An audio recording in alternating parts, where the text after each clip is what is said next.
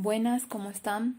Siguiendo con el avance en nuestra disciplina, hoy vamos a iniciar la unidad 4 con la idea de ir adquiriendo ya nociones básicas y herramientas para poder trabajar con los diversos grupos.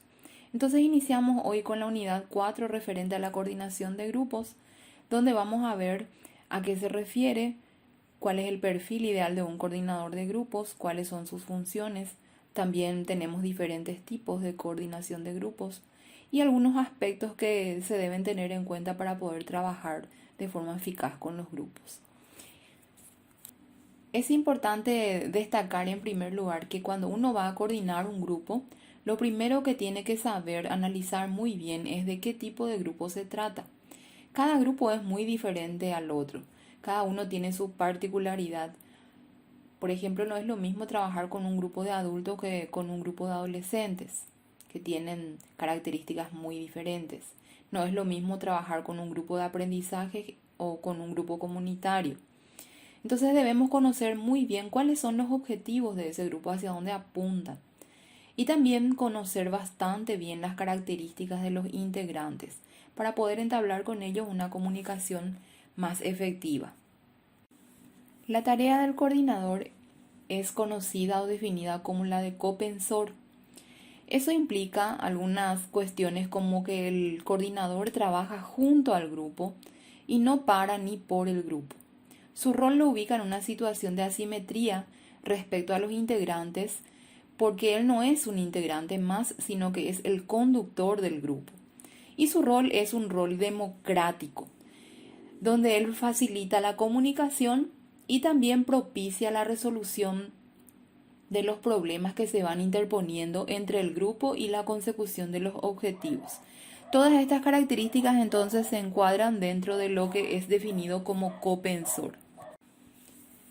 Bueno, vamos a tratar de hacer una diferenciación entre los roles que se dan en los grupos.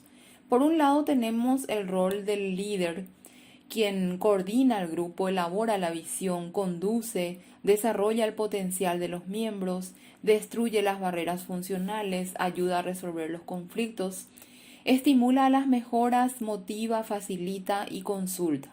Ese sería el rol del líder. En cuanto a la diferencia con el coordinador es la persona que da apoyo al líder y también al grupo. Es la persona que capacita y respalda a los miembros, se encarga de su formación. Es un vínculo entre el líder y su entorno y también se propone a evitar situaciones de dominación, porque el coordinador de grupos no es una persona que tiene que dominar en el grupo. Tampoco viene para suplir al líder. Y por otro lado tenemos los miembros. Los miembros son quienes participan en el proceso de mejora en los resultados de los procesos, de las tareas, expresan sus opiniones y también aportan con sus conocimientos y sus experiencias. Estas personas que son llamados miembros son las que respetan el espíritu de equipo. Entonces ahí tenemos tres roles que se diferencian en el grupo. Tenemos algunos síntomas o condiciones que enuncian cuando se da una buena coordinación en un grupo. Entonces, cuando un coordinador está haciendo bien su trabajo, está llevando bien a cabo la tarea que le compete, se dan algunas cuestiones como por ejemplo que las metas están definidas claramente. También el coordinador, cuando hace bien su trabajo, se siente muy identificado con el grupo y con los objetivos de este. Hay una comunicación más factible, también hay mucha participación de los miembros. Se adapta a esta persona, que es el coordinador, se adapta a las situaciones nuevas, posee criterio y capacidad para innovar, sostiene necesidades y aspiraciones legítimas del grupo, también ejerce la mediación, negocia cuando es necesario, es muy responsable y eso se traslada a los procesos del grupo, ejercita la capacidad de autocrítica y también mantiene un comportamiento ético. Esas son las condiciones que se dan cuando hay una buena coordinación. Por otro lado, tenemos también las funciones del coordinador. Entonces, teniendo en cuenta las condiciones que dijimos recién, quiere decir que hay algunas funciones que se están dando en forma eficiente.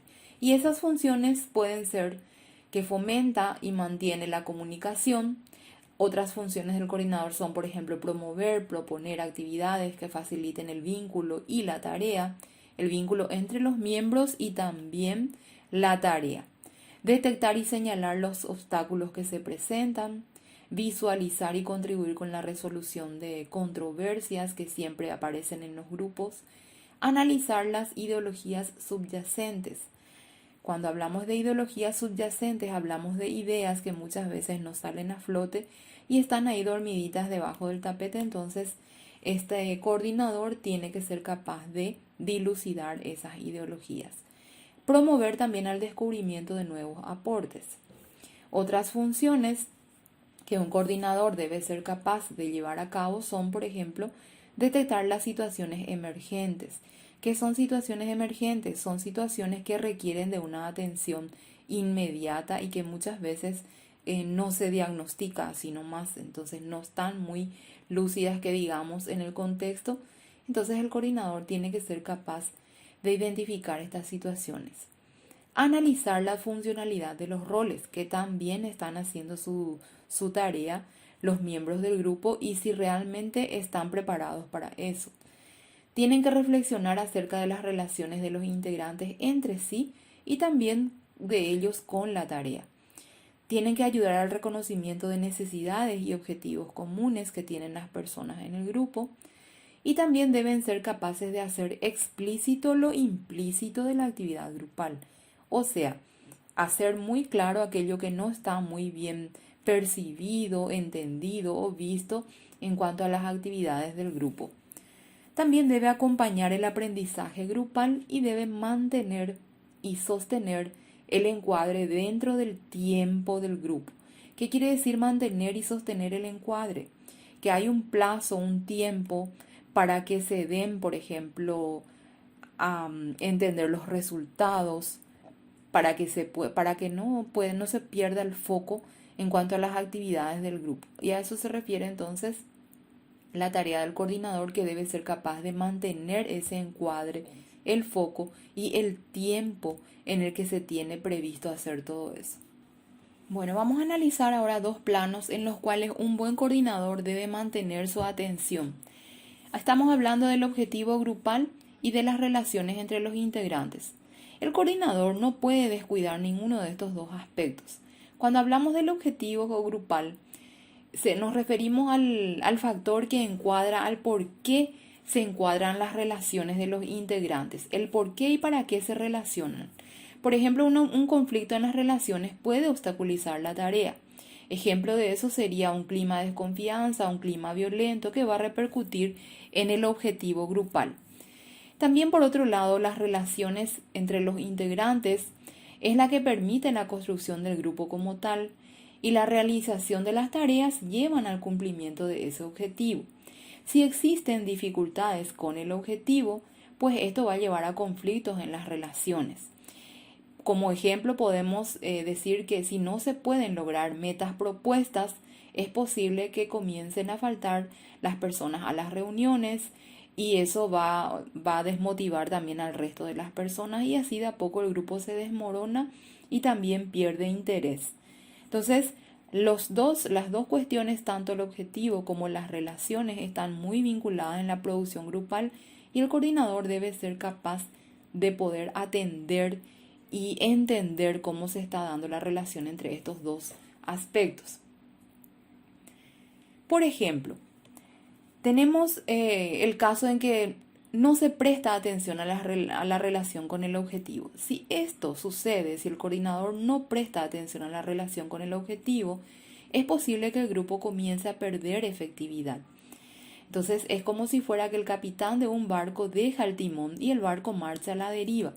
Las tareas en este sentido se transforman en un sinsentido.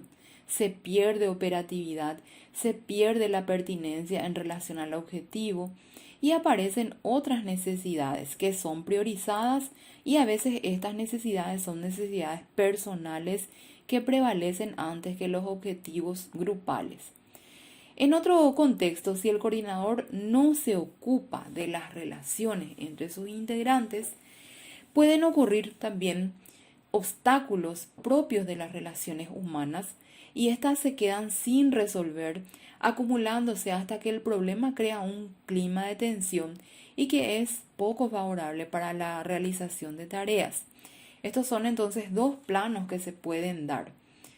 Por otro lado, si el coordinador dirige su mirada específicamente al corazón de las relaciones, que es otra situación, entonces el grupo gira alrededor de una situación de ombliguismo, transformándose así en un grupo centrado en el grupo, en las relaciones, en el clima, y de manera que pierde el por qué y para qué se habían integrado, o sea, se pierde el foco, el objetivo, la producción del grupo. Y en otro plano también podemos considerar que si el coordinador no tiene en cuenta los obstáculos en ambos planos, cree ingenuamente que logrará cumplir con los objetivos, y entonces así, si trabaja en esa línea, de alguna forma con esta modalidad pasa por alto algo muy importante, que es desconocer la resistencia al cambio que suelen desarrollar los grupos. Entonces es muy importante que el coordinador entienda que la atención debe ser equilibrada en cuanto a los objetivos del grupo y a las relaciones que se dan, porque ambas están muy vinculadas y resultan en la producción o no de lo que tiene que hacer el grupo. Bueno, ahora vamos a ver cuáles son los estilos o modelos de coordinación. Oscar Brichetto enuncia 7 estilos de coordinación. El primero es el estilo protector o paternalista, que como su nombre lo dice, se basa en la sobreprotección, suple las tareas y trata de ser siempre agradable. Está más preocupado por las relaciones que se dan entre los miembros.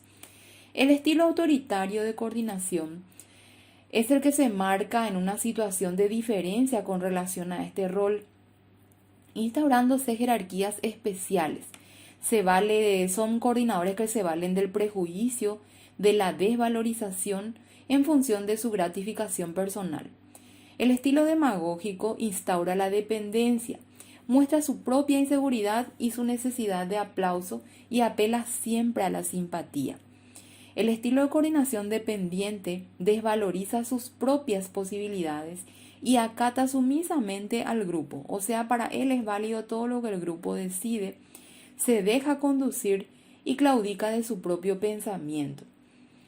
El estilo evitador de coordinación se identifica con las ansiedades grupales y es un coordinador que evita la tarea. Es el líder del saboteo y también de la resistencia al cambio. Este estilo favorece el contacto superficial con la tarea. Por otro lado tenemos el estilo de coordinación abandónico, que es un estilo que no resuelve conflictos. Es indiferente a las situaciones dilémicas que se dan en el grupo y está más centrado en sí y no ve cómo se relacionan los demás miembros entre ellos y tampoco con la tarea. Es un estilo que instaura la confusión y conduce generalmente a la no tarea, así como su nombre lo indica. Por último tenemos el estilo ideal de coordinación, que como al comienzo del contenido dijimos, es el estilo copensor o de acompañante. Este estilo es el que organiza, fija condiciones para que el otro haga el proceso. Incluyéndose desde el rol de coordinador, es una persona firme, no autoritario, confía con prudencia en las posibilidades de los demás. Quiere decir que confía, pero preparándose para lo que pueda requerir de su intervención. Su tarea es complementaria a la del grupo. No hace tareas por el grupo, sino que complementa lo que el grupo hace. Estos son los 7 estilos entonces de coordinación según Oscar Brichetto. Y por último tenemos entonces el perfil del psicólogo. El perfil del psicólogo, como pueden ver con todo lo que tiene que hacer con las funciones que tiene esta persona, entonces el perfil es algo bastante exigente. Un coordinador tiene que ser abierto, no dogmático, tiene que ser una persona sociable, muy colaborador, no protagonista porque no es el centro del grupo. Debe ser una persona democrática y no autoritaria porque es más bien de acompañante. Debe tener recursos en todos los sentidos, recursos emocionales, cognitivos, emocionales. Debe ser una persona sensible, empática con los demás, debe ser solidario y debe utilizar el sentido del humor, principalmente para lidiar con todos los obstáculos que se van presentando en las relaciones al interior del grupo con el cual trabaja. Entonces, en un perfil un poco más complejo que abarca varias dimensiones, tenemos ahí una tabla que habla de las diferentes dimensiones y los rasgos que debe tener la persona dinamizadora. Entre ellos hablamos de la dimensión cognitiva personal, la dimensión afectiva, otra parte muy importante, la dimensión social o de relación, y la dimensión moral, junto a la dimensión física. Y como pueden ver, hay muchos rasgos que hacen a las capacidades que tiene que tener una persona dinamizadora. Entre estas capacidades debemos resaltar que una persona dinamizadora tiene que tener en primer lugar capacidad de decisión, tiene que tener mucha creatividad, tiene que tener capacidad de planificar, tiene que tener una madurez personal, un equilibrio emocional, serenidad, tiene que tener mucha confianza en sí misma y también en las demás personas.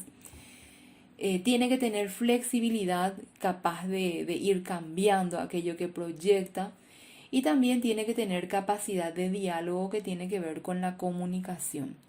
En cuanto a la dimensión moral, debe tener vocación, servicio, debe desarrollar la imparcialidad, debe tener juicio crítico, honestidad, integridad, y en cuanto a la dimensión física, debe resaltar en esta persona la resistencia, la facilidad de palabra y el dinamismo por sobre todo. Para ir cerrando entonces nuestro contenido de hoy respecto a la coordinación de grupos, una vez visto las funciones que tienen los coordinadores de grupos y el perfil que deben reunir, tenemos aquí algunos consejos también que van a servir para quienes quieran trabajar con grupos en esta circunstancia de coordinación. Entonces le darán ustedes una leída después y van a pasar a las tareas que están asignadas en la plataforma con la información que tienen aquí y en los materiales de lectura también. Que tengan todos una buena semana y nos vemos en cualquier momento. Muchas gracias a todos y buen trabajo.